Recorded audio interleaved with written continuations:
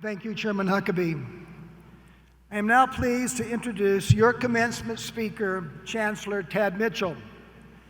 Dr. Ted Mitchell serves as president of the Texas Tech University Health Sciences Center, as well as chancellor of the Texas Tech University System.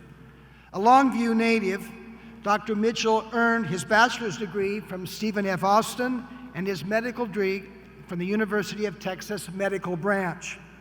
He first joined the Texas Tech family in July 2010 when he became the 8th president of the Health Sciences Center. He is the Texas Tech University Health Sciences Center's longest tenured president and has successfully led that institution through a period of record growth in enrollment, academic excellence, and physical campus expansion. TTU HSC is regularly rated as one of the top medical institutions in the United States, known for its academic competitiveness and affordability, as well as for the impact of its research and outreach to the community. With campuses in Amarillo and Abilene, the Health Sciences Center now graduates more healthcare professionals than any other health-related institution in Texas.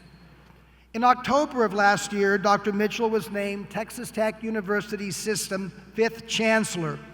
As Chancellor, he serves as the Chief Executive Officer of a $2 billion enterprise with 4 components: Texas Tech University, the Health Sciences Center here in Lubbock, Angelo State University, and Texas Tech University Health Sciences Center in El Paso. Under the leadership of Dr. Mitchell, the Texas Tech University system achieved a level of success in the recent legislative session that will have historical impact, including critical funding and approval to establish a new Texas Tech University School of Veterinary Medicine and a dental school for the Texas Tech Health Sciences Center in El Paso. We benefit greatly from Dr. Mitchell's leadership, and we look forward to hearing from him today.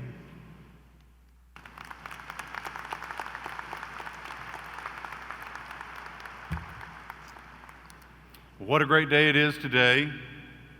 Congratulations to everyone, students, families, friends, and faculty.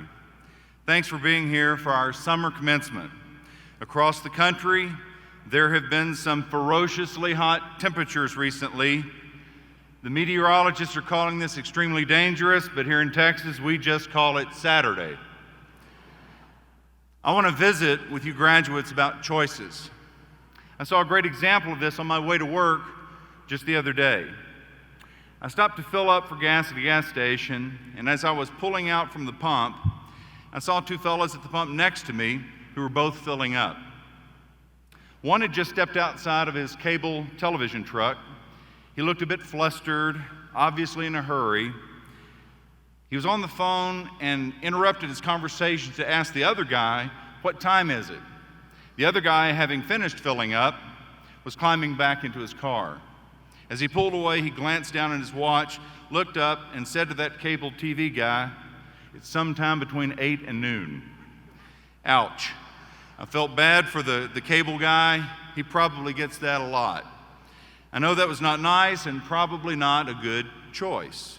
Choices. Now it's confession time. I'm going to tell you a little secret about me. I choose to shop online. I don't know why. Maybe it's because I was the forgotten middle child and it was hard to get someone to take me shopping.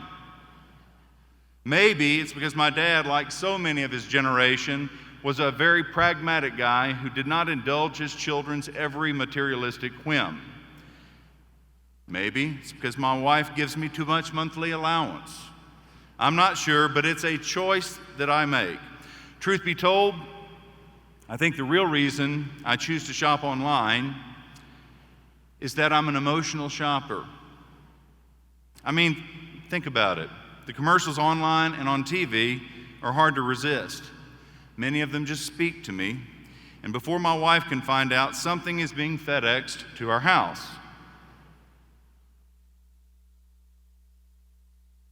Just imagine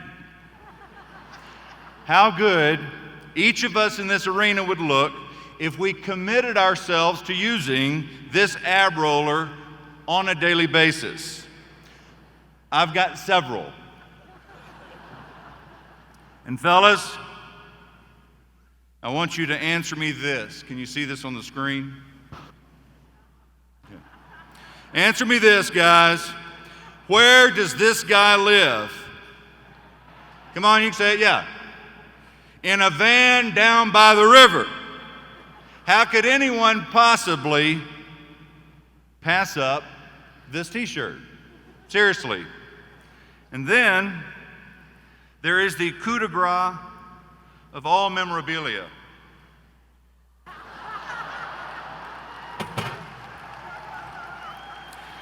This fully functional, Hollywood quality Captain America shield. I keep this one in my workout room. All of these, in my mind, were very necessary choices. So let's visit for a few minutes about choices. This past holiday, we were watching the family classic, A Christmas Story. Y'all know the movie.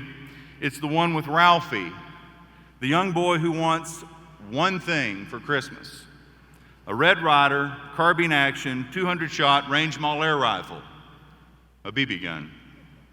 It's a great movie, one that I've seen many times, and in it, Ralphie's friend Flick made a choice.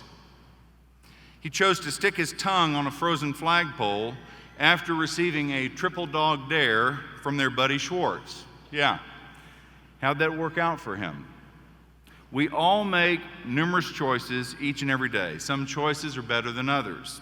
One of the many wonderful foundational principles of our republic is the freedom to decide things for ourselves.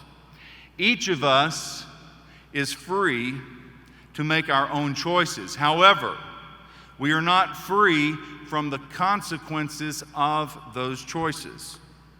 Over many years, our choices begin to mold who we are and what we become. Those of you wearing caps and gowns today have made enough good choices over the past several years to earn you a spot at this graduation ceremony. Studying at times when your friends were going out to Chimmy's. Getting up for a morning class when you would rather have slept in. Finishing up on a class project before allowing yourself to binge watch Game of Thrones. The aggregate of all those choices has paid off because today you graduate. But remember this, the time for making important decisions and appropriate choices doesn't end when you cross this stage. In fact, it really just begins. Moving forward, you'll be making choices about where you live, what work you will do, who you will associate with, who or if you will date, who or if you will marry, who or if you will pray, what political philosophy you might develop, what type of charitable organizations you might support, and so forth and so on. And trust me, those choices will matter. Just remember what Professor Dumbledore told Harry in the Chamber of Secrets. It's our choices, Harry, that show what we truly are far more than our abilities. Now let that sink in for a minute. It's our choices that show what we are more than our abilities.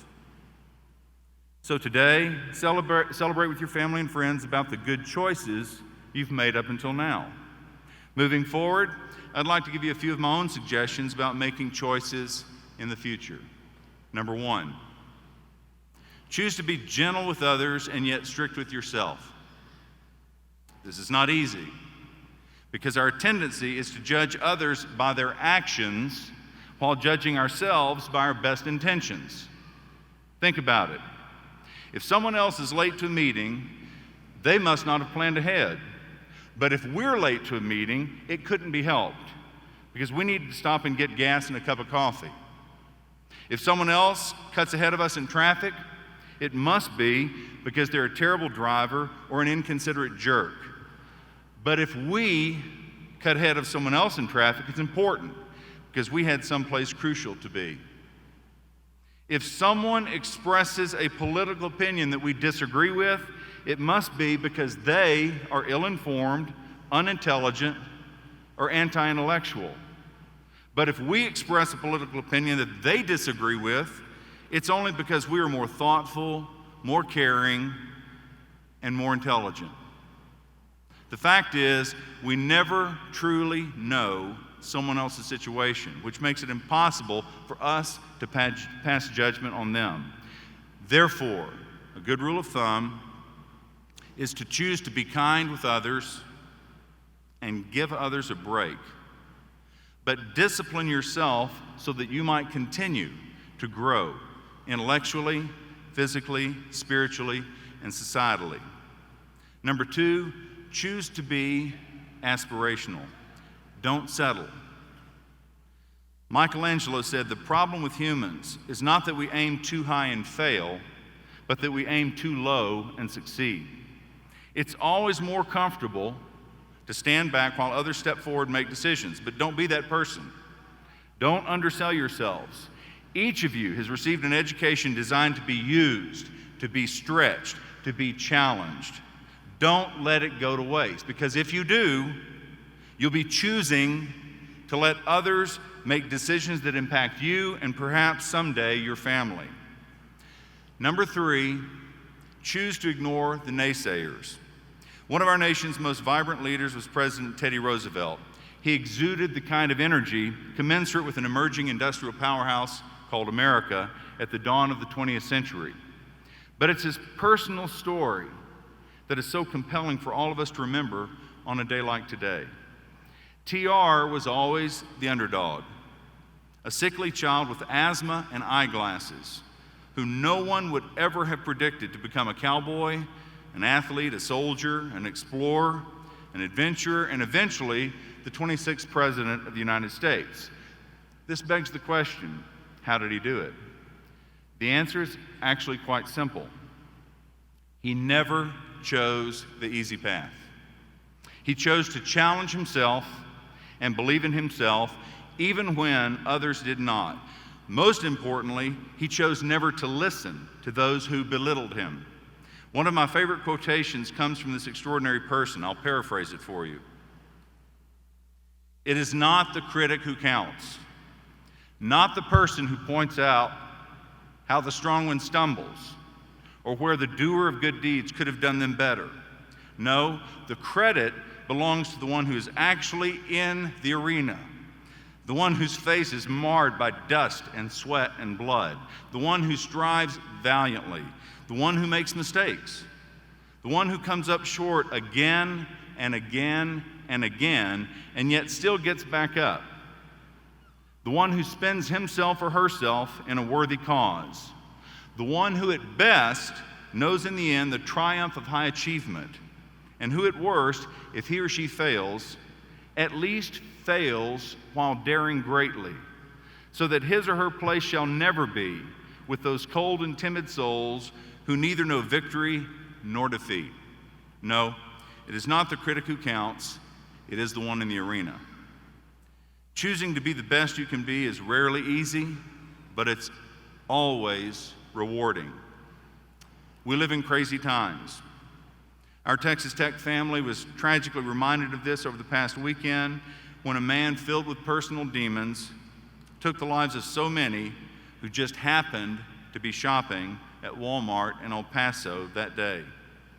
Such brutality underscores the importance of each of us striving to be the best person we can be each and every day. There's a wonderful Cherokee legend that drives home this struggle. An old Cherokee is teaching his grandson about life. "A great fight takes place inside of each of us," he said to the boy. "It's a terrible fight between two wolves. One wolf is evil. He is anger, envy, sorrow, rage, greed, arrogance, self-pity, resentment, inferiority, lies, false pride, superiority, and ego." He continued, "The other wolf is good. He is joy, peace, faith, hope, serenity, humility, kindness, empathy, generosity, truth, compassion, and love.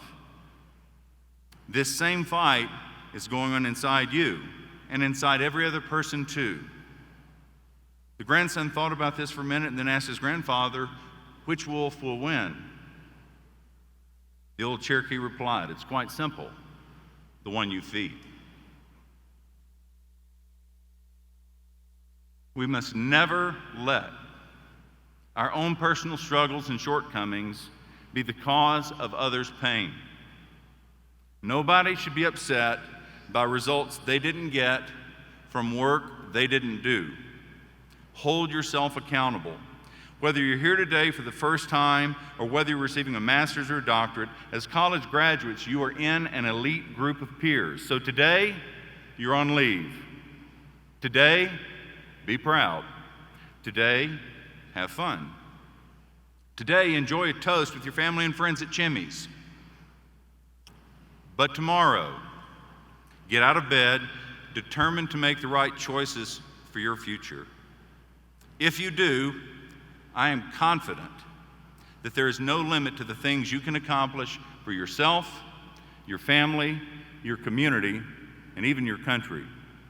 And if you're like me and occasionally indulge in some online shopping for an ab roller or two, I'm sure most folks won't mind.